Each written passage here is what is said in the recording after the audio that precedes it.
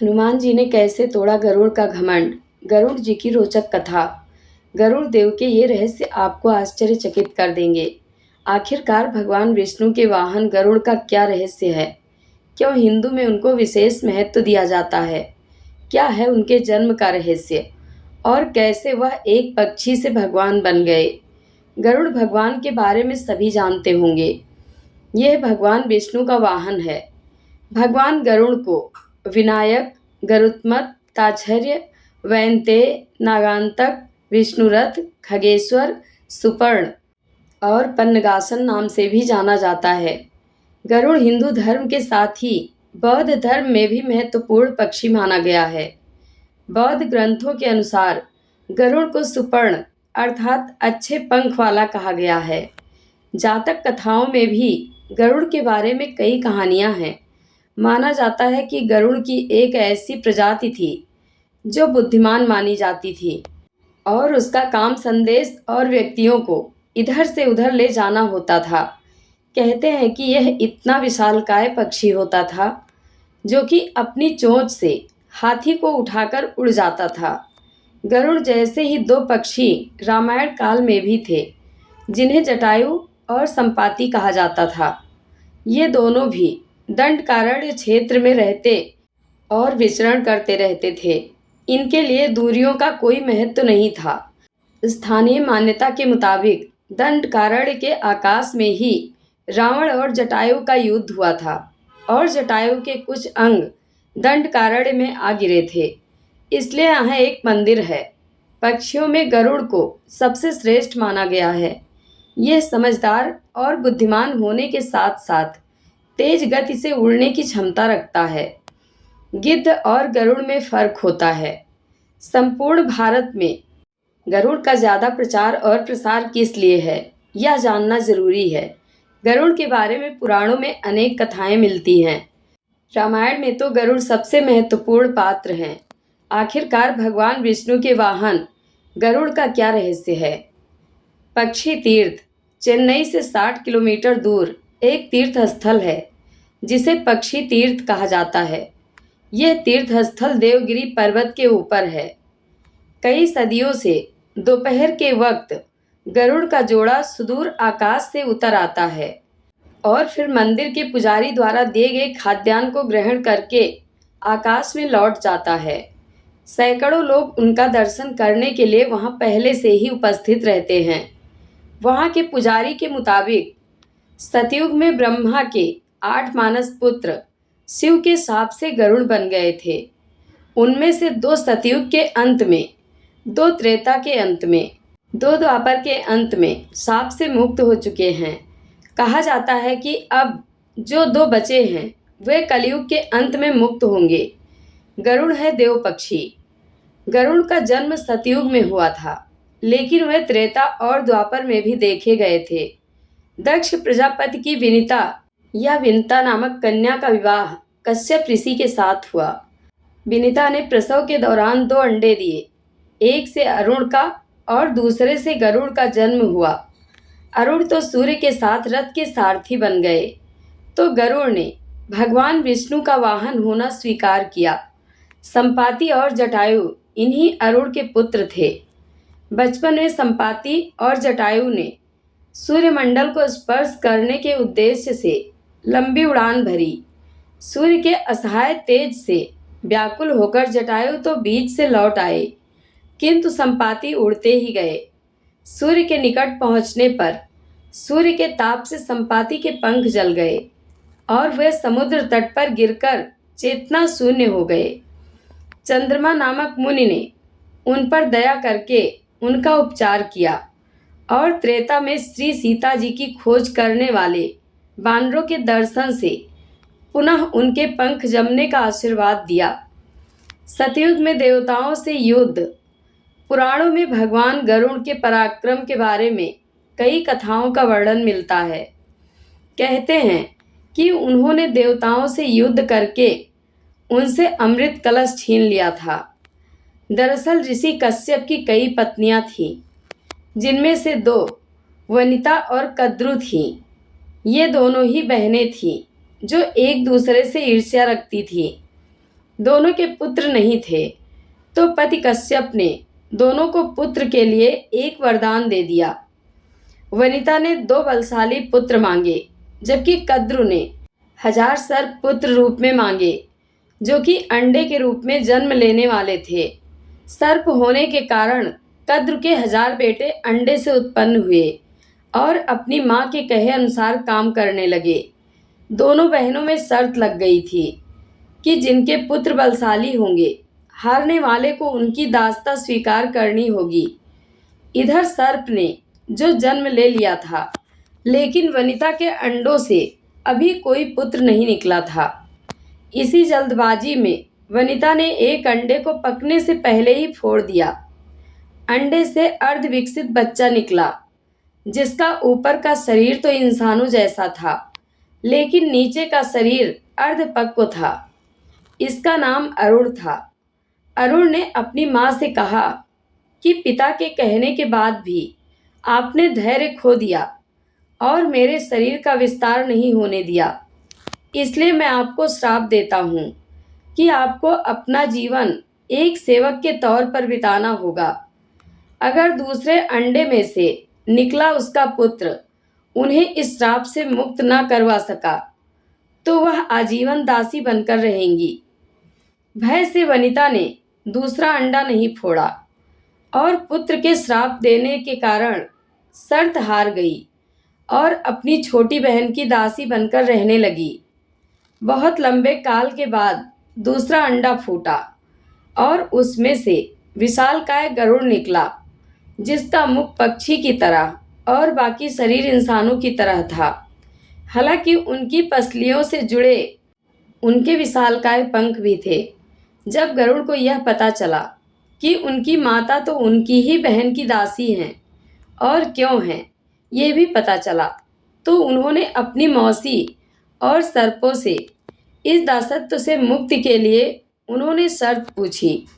सर्पों ने विनिता की दासता की मुक्ति के लिए अमृत मंथन से निकला अमृत मांगा। अमृत लेने के लिए गरुड़ स्वर्ग लोक की तरफ तुरंत निकल पड़े। देवताओं ने अमृत की सुरक्षा के लिए 3 चरणों की सुरक्षा रखी थी। पहले चरण में आग की बड़े पर्दे बिछा रखे थे, दूसरे में घातक हथियारों की आपस में घर्षण करती दीवार थी और अंत में 2 विषैले सर्पों का पहरा। वहां तक भी पहुंचने से पहले देवताओं से मुकाबला करना था। गरुड़ सबसे भिड़ गए और देवताओं को बिखेर दिया। तब गरुड़ ने कई नदियों का जल मुख में ले पहले चरण की आग को बुझा दिया।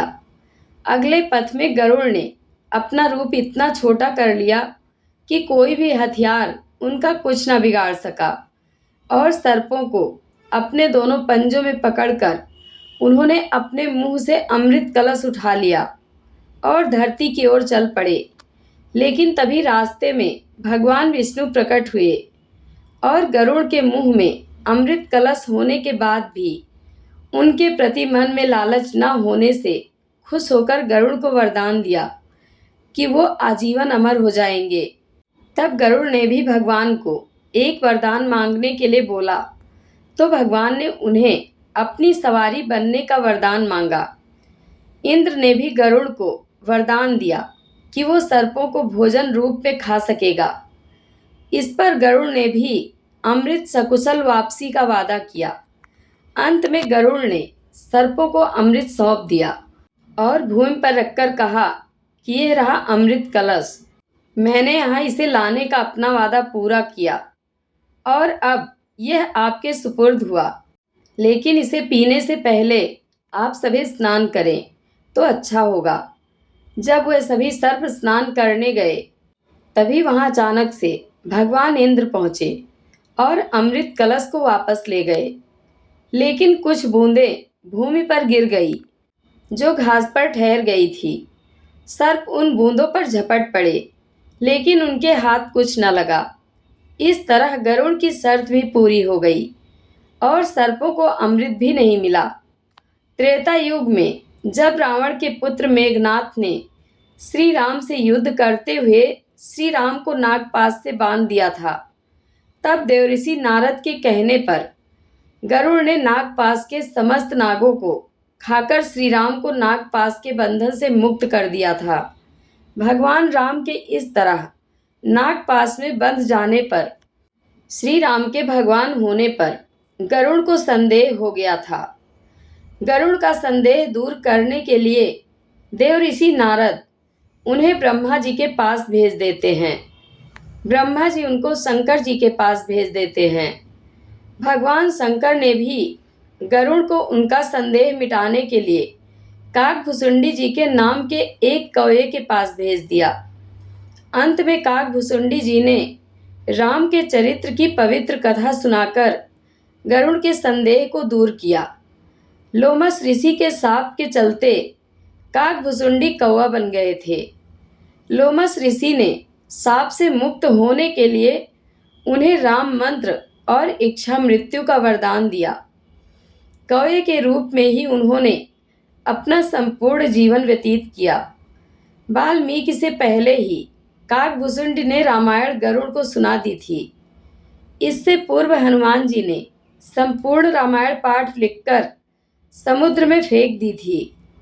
वाल्मीकि श्री राम के समकालीन थे और उन्होंने रामायण तब लिखी जब रावण वध के बाद राम का राज्याभिषेक हो चुका था। हनुमान जी ने कैसे तोड़ा गरुड़ का घमंड। भगवान श्री कृष्ण को विष्णु का अवतार माना जाता है। विष्णु ने ही राम के रूप में अवतार लिया और विष्णु ने ही श्री कृष्ण के रूप में। श्री कृष्ण की 8 पत्नियां थीं, रुक्मिणी, जाम्बवंती, सत्यभामा, कालिंदी, मित्रविंदा, सत्या, भद्रा और लक्ष्मणा। इनमें से सत्यभामा को अपनी सुंदरता और महारानी होने का घमंड हो चला था, तो दूसरी ओर सुदर्शन चक्र खुद को सबसे शक्तिशाली समझता था और विष्णु वाहन गरुड़ को भी अपने सबसे तेज उड़ान भरने का घमंड था। एक दिन श्री कृष्ण अपनी द्वारिका में रानी सत्यभामा के साथ सिंहासन पर विराजमान थे और उनके निकट ही गरुड़ और सुदर्शन चक्र भी उनकी सेवा में विराजमान थे। बातों ही बातों में रानी सत्यभामा ने व्यंग्यपूर्ण लहजे में पूछा, हे प्रभु, आपने त्रेता युग में राम के रूप में अवतार लिया था। सीता आपकी पत्नी थी, क्या वे मुझसे भी ज़्यादा सुंदर थी? भगवान सत्यभामा की बातों का जवाब देते उससे पहले ही गरुड़ ने कहा, भगवान, क्या दुनिया में मुझसे भी ज़्यादा तेज गति से कोई उड़ सकता है?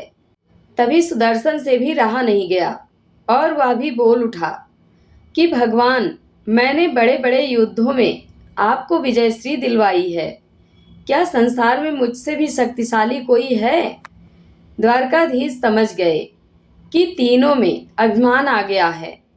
भगवान मंद मंद मुस्कुराने लगे और सोचने लगे कि इनका अहंकार कैसे नष्ट किया जाए। तभी उनको एक युक्ति सूझी। भगवान मंद मंद मुस्कुरा रहे थे।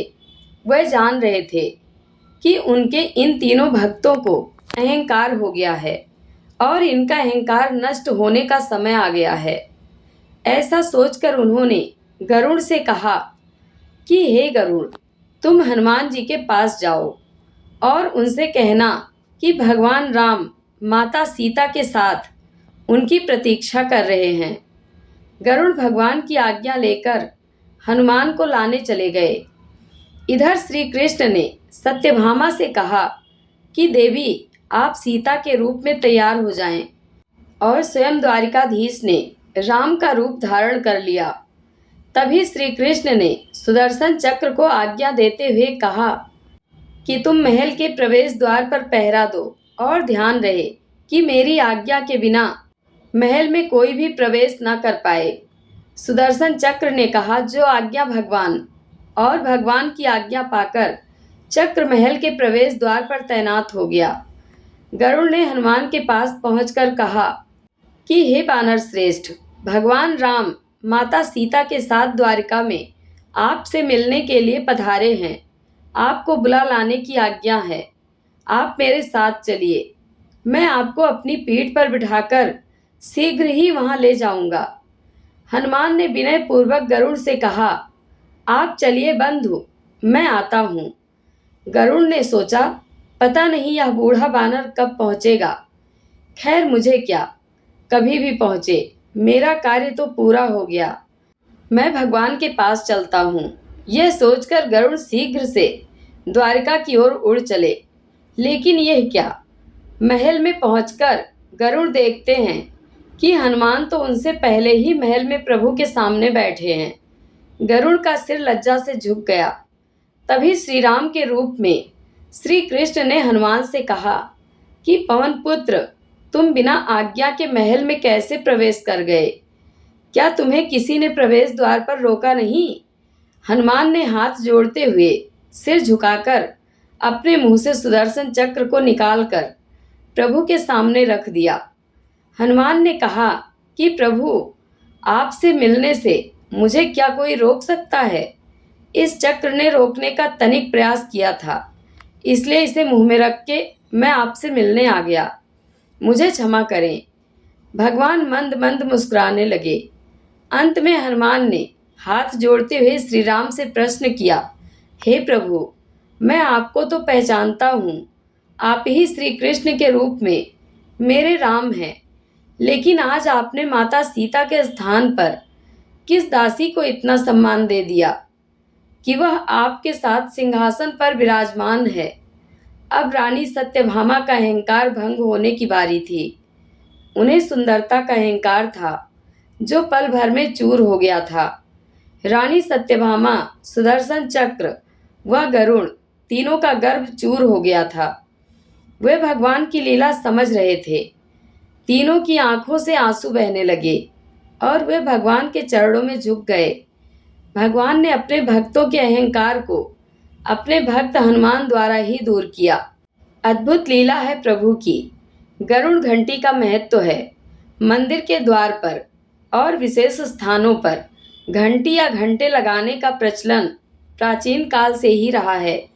यह घंटे या घंटियाँ 4 प्रकार की होती हैं। नंबर 1 गरुड़ घंटी, नंबर 2 द्वार घंटी, नंबर 3 हाथ घंटी और नंबर 4 घंटा। नंबर 1 गरुड़ घंटी। गरुड़ घंटी छोटी सी होती है जिसे एक हाथ से बजाया जा सकता है। नंबर 2 द्वार घंटी। यह द्वार पर लटकी होती है। यह बड़ी और छोटी दोनों ही आकार की होती हैं। नंबर 3 हाथ घंटी। पीतल की ठोस एक गोल प्लेट की तरह होती है जिसको लकड़ी के एक गट्ठे से ठोककर बजाते हैं। नंबर 4 घंटा। यह बहुत बड़ा होता है, कम से कम 5 फुट लंबा और चौड़ा। इसको बजाने के बाद आवाज़ कई किलोमीटर तक चली जाती है। हिंदू, बौद्ध, जैन और सिख घरों में आपको गरुड़ घंटी मिल जाएगी। हिंदू और जैन घरों में तो यह विशेष तौर पर गरुड़ के आकार की ही होती है। छोटी और बड़ी सभी आकार की यह घंटी मिल जाएगी। गरुड़ ध्वज। महाभारत में गरुड़ ध्वज था। प्राचीन मंदिरों के द्वार पर एक ओर गरुड़ तो दूसरी ओर हनुमान जी की मूर्ति अवेष्टित की जाती रही है। घर में रखे मंदिर में गरुड़ घंटी और मंदिर के शिखर पर गरुड़ ध्वज होता है। गरुड़ भारत का धार्मिक और अमेरिका का राष्ट्रीय पक्षी है। भारत के इतिहास में स्वर्ण युग के रूप में जाना जाने वाले गुप्त शासकों का प्रतीक चिन्ह गरुड़ ही था। कर्नाटक के होयसल शासकों का भी प्रतीक गरुड़ था। गरुड़ इंडोनेशिया, थाईलैंड और मंगोलिया आदि में भी सांस्कृतिक प्रतीक के रूप में लोकप्रिय है। इंडोनेशिया का राष्ट्रीय प्रतीक गरुड़ है। वहाँ की राष्ट्रीय एयरलाइंस का नाम भी गरुड़ है। इंडोनेशिया की सेनाएं संयुक्त राष्ट्र मिशन पर गरुड़ नाम से जानी जाती हैं। इंडोनेशिया पहले एक हिंदू राष्ट्र ही था। थाईलैंड का शाही परिवार भी प्रतीक के रूप में गरुड़ का प्रयोग करता है। थाईलैंड के कई बौद्ध मंदिर में गरुड़ की मूर्तियां और चित्र बने हैं। मंगोलिया की राजधानी उलन-बटोर का प्रतीक गरुड़ है। गरुड़ पुराण। गरुड़ नाम से एक व्रत भी है। गरुड़ नाम से एक पुराण भी है। गरुड़ पुराण में मृत्यु से पहले और बाद की स्थिति के बारे में बताया गया है। हिंदू धर्मानुसार जब किसी के घर में किसी की मौत हो जाती है तो गरुड़ पुराण का पाठ रखा जाता है। गरुड़ पुराण में 19,000 श्लोक कहे जाते हैं, किंतु वर्तमान समय में कुल 7,000 श्लोक ही उपलब्ध हैं। गरुड़ पुराण में ज्ञान, धर्म, नीति, रहस्य, व्यवहारिक जीवन, आत्म, स्वर्ग, नर्क और अन्य लोकों का वर्णन मिलता है। इसमें भक्ति, ज्ञान, वैराग्य, सदाचार, निष्काम कर्म की महिमा के साथ यज्ञ, दान, तप, तीर्थ आदि शुभ कर्मों में सर्वसाधारण को प्रवृत्त करने के लिए अनेक लौकिक और पारलौकिक फलों का वर्णन किया गया है। इसके अतिरिक्त इसमें आयुर्वेद, नीतिसार और विषयों के वर्णन के साथ मृत जीव के अंतिम समय में किए जाने वाले कृत्यों का विस्तार से निरूपण किया गया है। जय श्री हरि विष्णु। आप लोगों को कथा कैसी लगती है कमेंट बॉक्स में अपनी राय दें। वीडियो को हाइप करना ना भूलें। धन्यवाद।